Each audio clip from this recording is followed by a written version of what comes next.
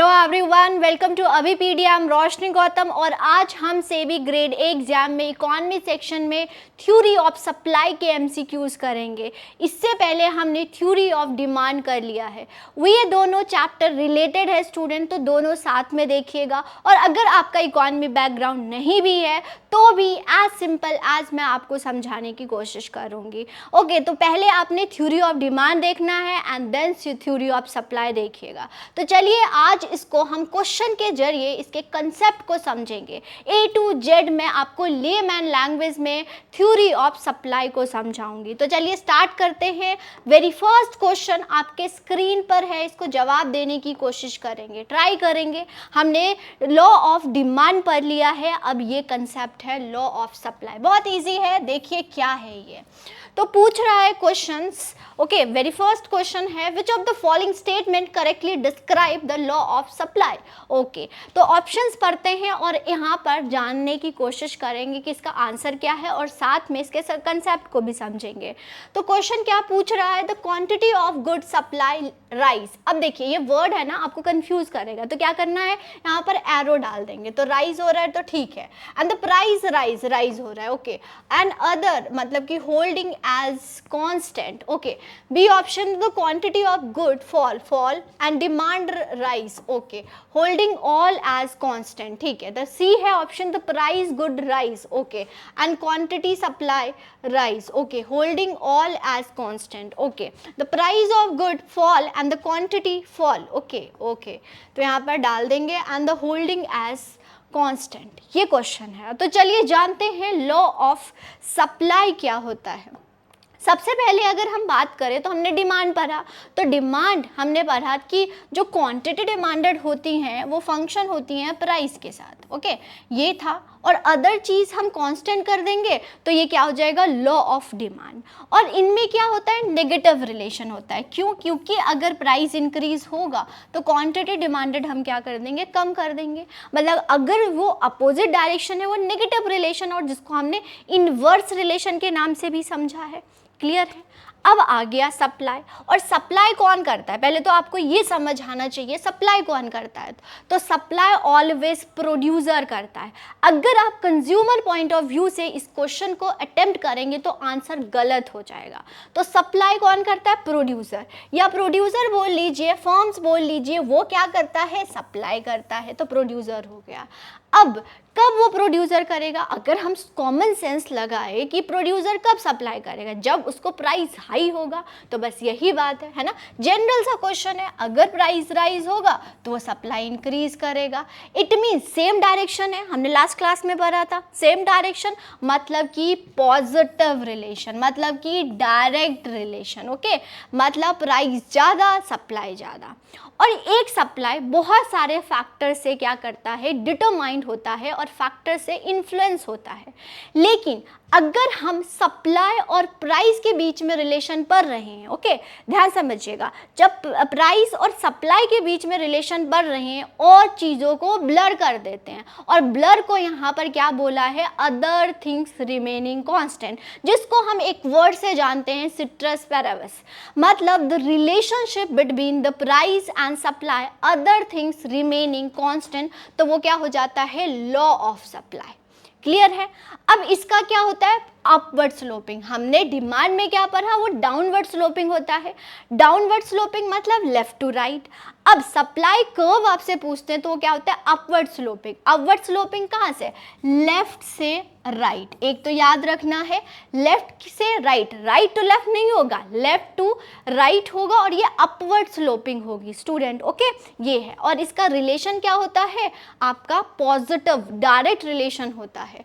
अगर लॉ आ जाता है ना, वर्ड लॉ मतलब कि सिर्फ लॉ ऑफ सप्लाई क्या डिस्क्राइब कर रहा है, the relationship between the price and the amount supply and other variable, other चीज़ों को कांस्टेंट कर देते हैं। आप बोलोगे मैम कांस्टेंट क्यों कर रहे हैं, इसलिए करते हैं ताकि हमें सप्लाई और प्राइस में जो रिलेशन है वो अच्छे से समझ आए। ओके, इन दोनों का जो रिलेशन है अच्छे से समझ आए, इसीलिए हम other variable, other things remaining constant कर देते हैं। क्लियर है स्टूडेंट? तो इस प्रकार से आपने याद रखना है।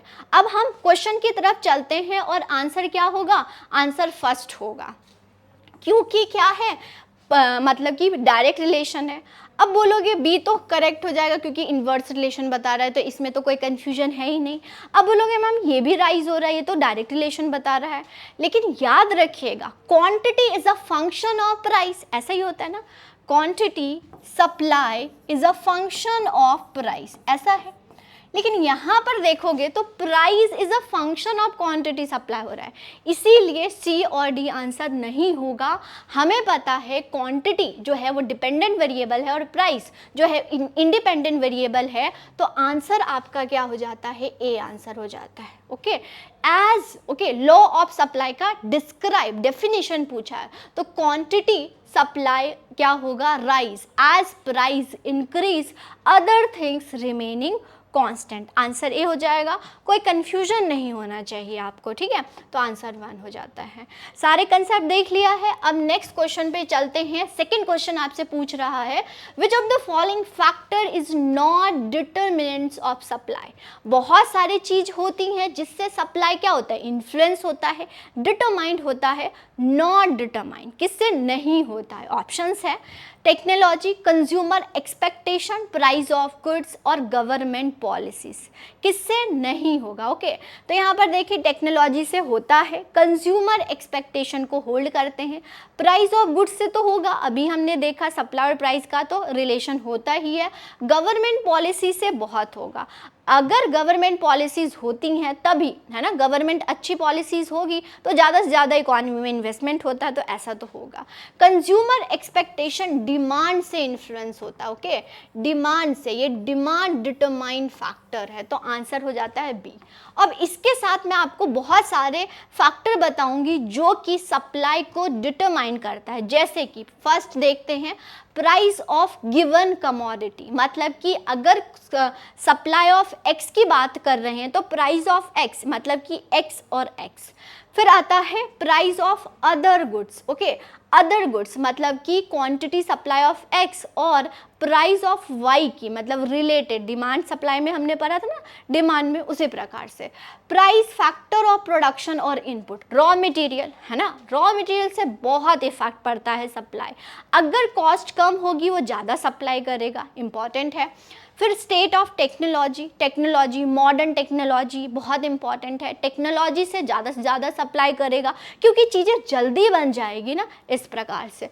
फिर बोलते हैं गवर्नमेंट पॉलिसीज, टैक्स, सब्सिडीज और रेगुलेशंस, इन सब से सप्लाई इफेक्ट होगा। अगर फेवरेबल कंडीशन होगी, गवर्नमेंट की फेवरेबल पॉलिसीज होगी तो ज़्यादा से ज़्यादा इन्वेस्टमेंट होगी, ज़्यादा से ज़्यादा सप्लाई होगा, ये है। ओके, फिर आता है ऑब्जेक्टिव ऑफ फर्म। ऑब्जेक्टिव क्या है, अगर प्रॉफिट मैक्सिमाइजेशन है, अगर उसको चाहिए कि प्रॉफिट होगा उसको, तो वो ज़्यादा से ज़्यादा सप्लाई करेगा। उसे लगता है कि नहीं प्रॉफिट नहीं होगा, अगर मैं सप्लाई करता हूँ प्रॉफिट नहीं होगा, तो वो कम से कम सप्लाई करेगा। तो इन सब चीज़ों से एक सप्लाई, एक प्रोड्यूसर की सप्लाई इफेक्ट पड़ती हैं, यहाँ पर नोट करेंगे। और यहाँ पर कंज्यूमर एक्सपेक्टेशन, ओके, ये किससे होगा, ये डिमांड डिटरमाइंड होगी, ठीक है।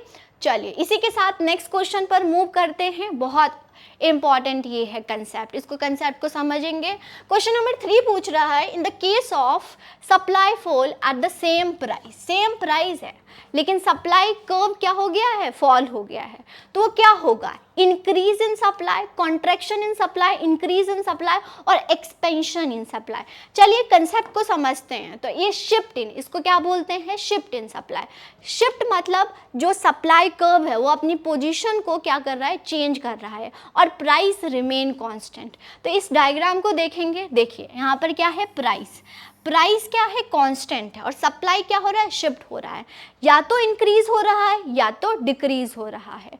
अगर वो लेफ्ट हैंड साइड जा रहा है, ऑलवेज याद रखिएगा, अगर आपको जो ये डायग्राम पढ़ना है ना स्टूडेंट, ये डायग्राम पढ़ना है, तो डायग्राम पढ़ने का एक तरीका होता है, देखिए इसको पढ़ लीजिए।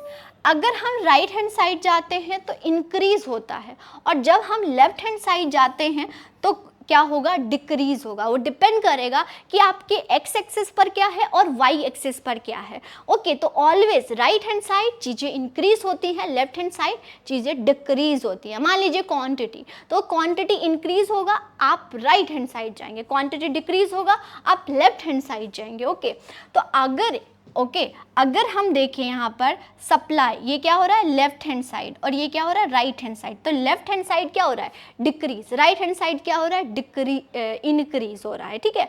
तो इंक्रीज होगा, यहाँ पर लिख देती हूँ, इसको नोट कर लीजिएगा, ठीक है। और ये क्या होता है अपवर्ड स्लोपिंग, तो राइट हैंड साइड जो होगा स्टूडेंट वो क्या होगा increase in supply, okay supply. और लेफ्ट हैंड साइड क्या होगा डिक्रीज इन सप्लाई। क्लियर हो रहा है, चलो ओके। अब किसकी वजह से होता है, कोई रीजन तो होगा ना, सप्लाई शिफ्ट हो रहा है मतलब पोजीशन हो रहा है, तो अदर देन प्राइस, याद रखिएगा अगर सप्लाई जैसे डिमांड में शिफ्टिंग होती थी अदर देन प्राइस की वजह से नहीं, क्योंकि प्राइस को तो कांस्टेंट है, प्राइस को हमने कांस्टेंट किया है।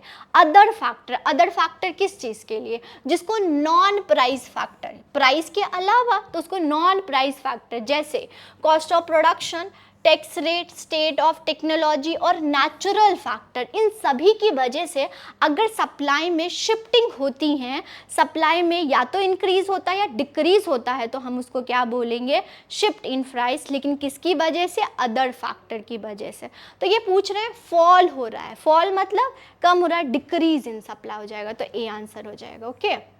अगर राइज होता तो इंक्रीज। एक्सपेंशन एंड कॉन्ट्रैक्शन ये प्राइस की वजह से होता है, प्लीज इसको नोट करेंगे स्टूडेंट, सारा लिख देती हूँ यहाँ पर। जो डिक्रीज, ओके डिक्रीज क्या होगा अदर फैक्टर की वजह से, या अदर वेरिएबल भी लिख सकते हैं आप, ओके अदर फैक्टर की वजह से। कॉन्ट्रैक्शन प्राइस की वजह से होता है, ओके इंक्रीज अदर फैक्टर की वजह से होता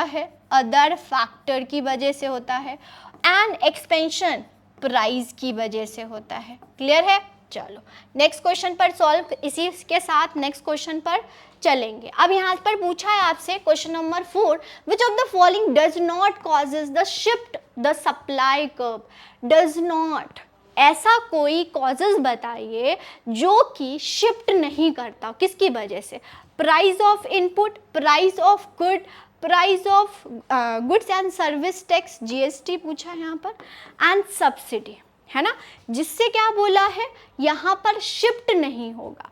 तो हमने पढ़ा अदर फैक्टर की वजह से शिफ्ट होता है, और मूवमेंट इन सप्लाई क्या होगा, या तो एक्सटेंड करेगा या तो कॉन्ट्रैक्ट करेगा, और वो किसकी वजह से होगा, वो प्राइस ऑफ गुड्स की वजह से। इनपुट नहीं होगा, रॉ मटेरियल क्या हो जाएगा, other factor, price of good, okay, तो बी आंसर हो जाती है, ठीक है। अब मूवमेंट देख लेते हैं, मूवमेंट किसकी वजह से होते हैं, प्राइस की वजह से। यहाँ पर देखिए मूवमेंट या तो एक्सटेंशन होगा, एक्सटेंशन मतलब ऊपर की तरफ, ओके इधर, और कॉन्ट्रैक्शन क्या होगा, नीचे की तरफ। अगर मान लीजिए ई पॉइंट हम ले ले तो E1 पे आ जाएगा तो क्या होगा, कॉन्ट्रैक्शन। अगर हम ई पॉइंट पर था और E1 पर आ जाता है तो एक्सटेंशन मतलब बढ़ जाना, कॉन्ट्रैक्शन मतलब कम हो जाना, सिंपल था। लेकिन किसकी वजह से हो रहा है मूवमेंट, ओके प्राइस की वजह से।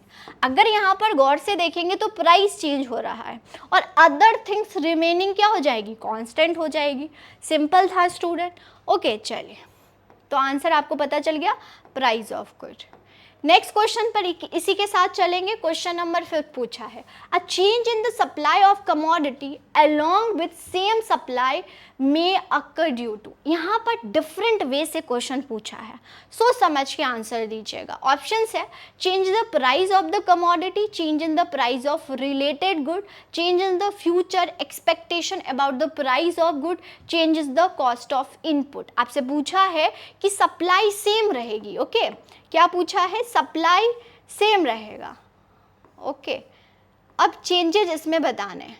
तो हमने पढ़ा है जब प्राइस की वजह से क्या होता है, एक्सटेंशन एंड कॉन्ट्रैक्शन। जो प्राइस कर्व, जो सप्लाई कर्व है वो अपना पोजीशन नहीं चेंज करता, वो वही रहता है, सिर्फ इंक्रीज डिक्रीज होता है। और किसकी वजह से होता है, प्राइस की वजह से होता है। तो अदर वे से भी अगर आपसे पूछे कि सेम सप्लाई, ओके क्या है क्वेश्चन में, यहाँ पर देखेंगे सेम सप्लाई कर्व, ओके तो यहाँ पर अगर मैं डायग्राम आपको दिखाऊं तो यहाँ पर देखेंगे डायग्राम, तो क्या हो रहा है, सप्लाई सेम ही है, सिर्फ मूवमेंट हो रही है। और मूवमेंट किसकी वजह से हो रही है, वो प्राइस की वजह से, ना ही ही अदर गुड्स की वजह से, ना ही फ्यूचर एक्सपेक्टेशन इनकी वजह से, और ना the cost of input, okay, input या रॉ मटेरियल की प्राइस की वजह से बिल्कुल भी नहीं हो रहा है। क्लियर है? चल इसी के साथ नेक्स्ट क्वेश्चन पे, बहुत सारा अच्छा है क्वेश्चन, इसको देखिए और आंसर दीजिएगा। तो if the supply curve is perfectly elastic, मतलब कि परफेक्टली है, ओके, वर्ड है, इन इलास्टिक है। इन इलास्टिक देखिए दो वर्ड होता है, एक इलास्टिक होता है और एक इन इलास्टिक होता है। इसको सिंपल लैंग्वेज में हमें कैसे समझना है? इलास्टिक मतलब होता है चेंज जो हो जाएगा, मीन्स इलास्टिक है। मान लीजिए जिसने अपना शेप चेंज कर लिया, रबर बैंड हो गया, वो उसने अपना जो शेप है वो चेंज कर लेता है, तो उसको बोलते हैं इलास्टिक। जो चेंज नहीं होता है, ओके, मान लीजिए ये पेन है, ये क्या है? इन इलास्टिक, ये अपना शेप चेंज नहीं करेगा, तो क्या हो जाएगा? In elastic. ओके, ये है। यहाँ चेंजेबल पॉसिबल है वो इलास्टिक, जहाँ चेंजेबल पॉसिबल नहीं है in elastic. Demand and supply के पर्सपेक्टिव से या सप्लाई और प्राइस के पर्सपेक्टिव से देखते हैं हम इसको। क्लियर है? अब क्वेश्चन पूछा है, इस क्वेश्चन को समझिए और देखिए, आंसर दीजिए। परफेक्टली इन इलास्टिक है the supply curve, okay. Vertical, horizontal पूछा है, अपवर्ड स्लोपिंग और डाउनवर्ड स्लोपिंग। तो इन इलास्टिक पूछा है ना, इन इलास्टिक कर्व कैसे बनता है? तो देखिए इसको, इन इलास्टिक, ओके, तो वो कैसा बनेगा? ऐसे। ये यहाँ पर क्वांटिटी सप्लाई और यहाँ पर क्या हो जाएगा? प्राइस हो जाएगा। ये क्या है? आपका in elastic supply curve, in elastic. तो क्या इसको कैसे पढ़ेंगे? इसको ये करेंगे वर्टिकल शेप है, तो आंसर क्या हो जाता है? ए। अब मान लीजिए आपसे पूछते हैं इलास्टिक है ना, इन इलास्टिक तो पूछ लिया। अगर कभी आपसे पूछते हैं कि इलास्टिक बताइए, तो इलास्टिक क्या होगा? जब वो हॉरिजॉन्टल टू एक्स एक्सिस होगा, इलास्टिक हो जाएगा। ओके, तो ये प्राइस हो गया, ये क्वांटिटी सप्लाई हो गया। ओके, ये है। अब अगर दूसरे वे से एग्जामिनर पूछता है कि यहाँ पर प्राइस, अगर आपसे इन इलास्टिक पूछेंगे तो प्राइस चेंज हो रहा है, ओके, प्राइस चेंज हो रहा है, ओके, एंड क्वांटिटी चेंज हो रहा है, एंड क्वांटिटी सप्लाई क्या है? कांस्टेंट है। ओके, किसी भी वे से पूछ सकता है। इसमें क्या हो रहा है? क्वांटिटी सप्लाई चेंज हो रहा है ना, और प्राइस क्या है? चेंज हो रहा है। Quantity supply is changing at same price, price क्या है? कांस्टेंट है। ओके स्टूडेंट, समझ आ रहा है? Very good. तो ऐसे इसको पढ़ते हैं। अब बोलेंगे अपवर्ड कैसे होता है? अपवर्ड, अपवर्ड तो अपवर्ड, जब डायरेक्ट कभी भी कर्व में अपवर्ड स्लोपिंग होती है तो उसमें याद रखिएगा पॉजिटिव रिलेशन। अगर वो डाउनवर्ड है, अगर सप्लाई डाउनवर्ड है तो क्या होगा? Negative relation. अब मुझे बताएंगे कि अपवर्ड स्लोपिंग किसके बीच में होता है और डाउनवर्ड स्लोपिंग किसके बीच में होता है? रिलेशनशिप। ओके, कौन सा कर्व अपवर्ड होता है, कौन सा कर्व डाउनवर्ड होता है? कमेंट सेक्शन में बताएंगे आप लोग, ठीक है? ओके, तो आंसर आपको समझ आ गया, क्या होगा? वर्टिकल होगा। चलिए इसी के साथ नेक्स्ट क्वेश्चन पर मूव करते हैं। ओके, ये भी अच्छा क्वेश्चन, इसमें कंसेप्ट मैं आपको बताऊंगी। तो क्वेश्चन पूछा है, what is likely a reason for the leftward shift in the curve? Leftward shift किसकी वजह से होता है? ओके, ये राइटवर्ड शिफ्ट किसकी वजह से होगा? लेफ्टवर्ड शिफ्ट किसकी वजह से होगा? क्वेश्चंस है, ऑप्शंस है, use of old and outdated technology, increase in tax, unfavourable weather condition और ऑल ऑफ द अबव। पहले कंसेप्ट को समझते हैं, फिर आंसर को सॉल्व करेंगे। तो एक तो क्या हो रहा है? आपका सप्लाई कर्व या तो राइटवर्ड शिफ्ट हो रहा है या तो लेफ्टवर्ड शिफ्ट हो रहा है।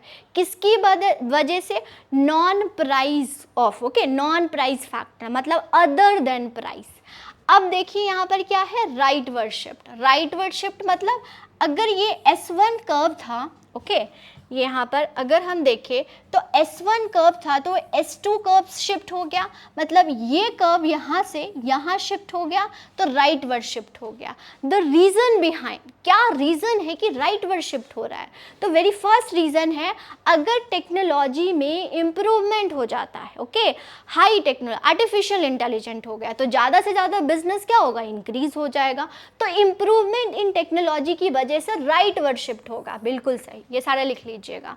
डिक्रीज इन टैक्स, टैक्स, अगर गवर्नमेंट डायरेक्ट और इनडायरेक्ट टैक्स कम कर देंगी तो क्या होगा, बिजनेसमैन के पास ज़्यादा से ज़्यादा पैसा होगा, और ज़्यादा से ज़्यादा पैसा होगा मीन्स ज़्यादा से ज़्यादा वो इन्वेस्टमेंट करेंगे, तो सप्लाई क्या होगा, इंक्रीज होगा। Decrease in cost of production, अगर रॉ मटेरियल या लेबर की वेज सैलरीज क्या हो गई, कम हो गई, ज़्यादा इनकम होगा, ज़्यादा इन्वेस्टमेंट करेंगे, ज़्यादा सप्लाई इंक्रीज होगा। राइट हैंड साइड क्यों हो रहा है, क्योंकि सप्लाई क्या हो रही है, इंक्रीज हो रही है स्टूडेंट। ओके, सप्लाई क्या हो रहा है, इंक्रीज हो रहा है। चलिए नेक्स्ट अब देखेंगे फेवरेबल वेदर कंडीशन। अगर फेवरेबल अच्छा कंडीशन हो, ओके, तो यहाँ पर एग्रीकल्चर से ज़्यादा रॉ मटेरियल आएगा, एग्रीकल्चर से सप्लाई इंक्रीज होगी, तो प्रोड्यूसर को सप्लाई कोई भी चीज़ इंक्रीज होगी तो क्या होगा, कम दाम में मिलेगा, तो इंक्रीज कर देंगे सप्लाई। ठीक है, ये इंपॉर्टेंट है, इसको समझिए। Seller expectation fall in price in future. Okay, अगर सेलर एक्सपेक्ट करता है, वो फ्यूचर फोरकास्ट करता है और सोचता है कि जो फ्यूचर में है ना प्राइस कम होने वाली है, तो इस प्रेजेंट टाइम में वो क्या करेगा, सप्लाई क्या कर देगा, इंक्रीज कर देगा। क्या कर देगा, सप्लाई इंक्रीज कर देगा। तो ये सारे रीजन है the right word shift of supply कब इंक्रीज कब करेगा सप्लाई, इन सब चीज़ों की वजह से। अब देखेंगे लेफ्ट वर्ड शिफ्ट, मतलब कि S1 था इसकी तरफ आ गया है। Okay, left one decrease in supply कब होगा, अब देखें जब ओल्ड और आउटडेटेड टेक्नोलॉजी होगी, है ना, जब टेक्नोलॉजी नहीं होगा तो man power, division of labour क्या हो जाएंगी, कम हो जाएंगी। Increase in tax, government tax increase कर देते हैं, सप्लाई कम कर देंगे। Increase in cost of production, अगर रॉ मटेरियल की प्राइस इंक्रीज होगी तो सप्लाई डिक्रीज कर देंगे। अनफेवरेबल वेदर कंडीशन, अभी जो थी दिसंबर की बात करें तो यहाँ पर टमाटर, अगर हम देखिए टमाटो की प्राइस क्या हो गई थी, हाई हो गई थी। क्यों, क्योंकि यहाँ पर अनफेवरेबल वेदर कंडीशन हो गया था। तो अनफेवरेबल वेदर कंडीशन की वजह से सप्लाई क्या हो गई, टमाटो की कम हो गई, तो आपको टमाटर की प्राइस क्या हो गई, इंक्रीज, क्योंकि सप्लाई कम हो गई, है ना। तो हर चीज़ की प्राइस क्या हो गई, कम हो गई। तो यहाँ पर क्यों, क्योंकि सप्लाई अनफेवरेबल वेदर कंडीशन था। ओके ठीक है। Seller expectation rise in price, अगर वो सोचता है कि फ्यूचर में उसकी प्राइस इंक्रीज होगी तो वो प्रेजेंट टाइम क्या करेगा, होल्ड करके रखेगा कि फ्यूचर में बेचूंगी। तो अभी क्या किया उसने, प्रेजेंट टाइम सप्लाई कम कर दिया। तो ये सब वजह से लेफ्ट वर्ड शिफ्ट होगा एंड इसको बोलते हैं शिफ्टिंग इन सप्लाई का, किसकी वजह से, अदर फैक्टर की वजह से। समझ आया, ये था कंसेप्ट। ओके स्टूडेंट, तो यहाँ पर हमने थ्योरी ऑफ सप्लाई को अच्छे से समझा, थ्योरी ऑफ डिमांड को पढ़ा, ऐसे ही नेशनल इनकम और आपके हर एक की पॉइंट्स जो भी चैप्टर हैं उससे कोर जो भी आपके टॉपिक बन सकते हैं या फिर क्वेश्चंस जैसे एक्सपेक्टेड हो सकते हैं मैं आपके लिए लेके आऊँगी। चैनल पर नए होंगे तो चैनल को सब्सक्राइब कर दीजिएगा क्योंकि बहुत इंपॉर्टेंट से भी ग्रेड एग्जाम के लिए यहीं पर आपको क्वेश्चंस कंसेप्ट मिलेंगे। Thank you, all the best, तैयारी करते रहिए।